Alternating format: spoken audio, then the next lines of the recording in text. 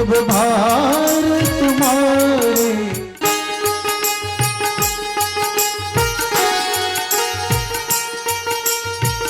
अपने यहाँ 2 लोग दहेज में आए, आपको मालूम है ना। रामायण में मंथरा आई और महाभारत में शकुनी आया। ये दोनों दहेज के आइटम थे, मालूम है ना आपको। और इन दोनों ने आके क्या किया मुझे बताने की जरूरत नहीं है, घर फोड़ा। दोनों ने ही घर फोड़ा था। और इन दोनों को आप व्यक्ति मत मानना, ये वृत्ति है। जिस दिन हमारे घर में, हमारे भीतर मंथरा जाग जाए, हमारे भीतर का शकुनी करवट ले ले, उस दिन हम अपना ही घर फोड़ने का कार्यक्रम चालू करते हैं। आज हमारे भारत के घर क्यों टूट रहे हैं, क्यों झगड़े हो रहे हैं? हमारे भीतर की मंथरा, हमारे भीतर का शकुनी। अरे आपको मालूम है ना, मंथरा का तो नाम सुना है, उसी ने राम जी को पहुंचा दिया था 14 साल। आज से 50 साल पहले भारत के घरों में मंथरा नाम की वृत्ति कहाँ रहती थी मालूम है आपको?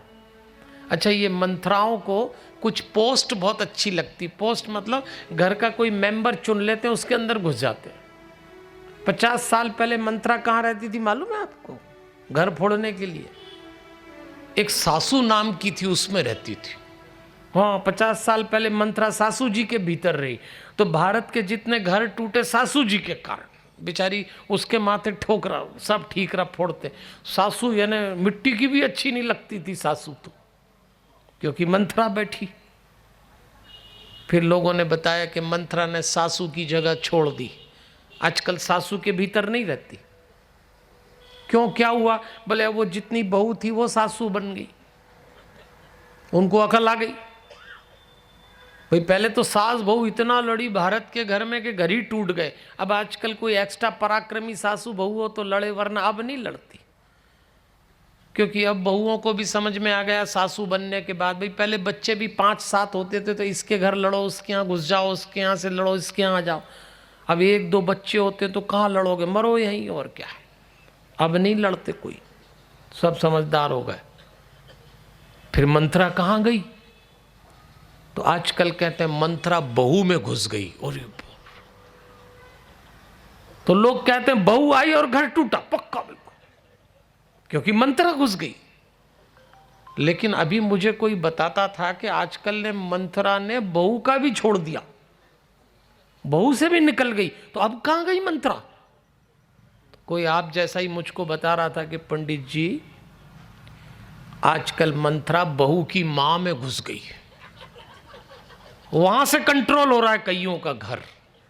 अच्छा, आपकी बात नहीं कर रहा हूं, आप तो सब ठीक ठाक दिख रही हैं, पर कई जगह कंट्रोल वहां से हो रहा है। अभी भी मंथरा और शकुनी ने घर फोड़ दिए। शकुनी ने आके अपनी बहन गांधारी से कहा, तेरा विवाह इस अंधे व्यक्ति से भीष्म के कारण हुआ है। और भीष्म तो प्रतिज्ञा के लिए जाने जाते थे। तो गांधारी ने कह दिया, मैं भी प्रतिज्ञा लेती हूं। क्या केवल पुरुष ही प्रतिज्ञा ले सकता है? जिन घरों में पुरुष और स्त्री के बीच में प्रतियोगिता होने लगे वो घर फिर नहीं बचेंगे। गांधारी ने कहा कि यदि ये भीष्म पुरुष होकर प्रतिज्ञा ले सकते हैं तो मैं स्त्री होकर प्रतिज्ञा लेती हूं। आज से मैं स्वैच्छिक अंधत्व स्वीकार करती हूं, पट्टी बांध ली। जरा ध्यान देना, जिस घर में बाप पहले से अंधा हो और मां बाद में पट्टी बांध ले, उस घर में 100 बर्बाद बच्चे तैयार होंगे। आज मां बाप अपने बच्चों के ऊपर मोहांध की पट्टी बांध लेते हैं, 100 बर्बाद कौरव बच्चे पैदा हुए। एक मां ने भरी जंगल में अभाव में 5 बच्चे तैयार किए, धर्म बन गए। और एक हस्तिनापुर के राजमहल में कोई कमी नहीं बच्चों को, और सब बर्बाद हो गए। एक बात याद रखना, बच्चों के लालन पालन में सदैव सुख सुविधा दो ज़रूरी नहीं है। उनको एक संघर्ष सिखाओ, एक अभाव सिखाओ, एक दबाव के जीवन में गुजरना सिखाओ, तब वो निखर के आते हैं। भैया ये बच्चे, हाँ ताली बजाना तो ठीक से बजाइए। फिर वही आधों ने बजाई, आधे डर गए। अच्छा, अभी मैंने आपको कहानी सुनाई थी ना, जो भी करना होश में करना। तो ताली तो होश में बजाओ भैया। हाँ ये हुआ, यहां से वहां तक जोरदार ताली बजाइए एक बार। ये जो भी करना होश में करना, अपने से ताली भी नहीं बजती।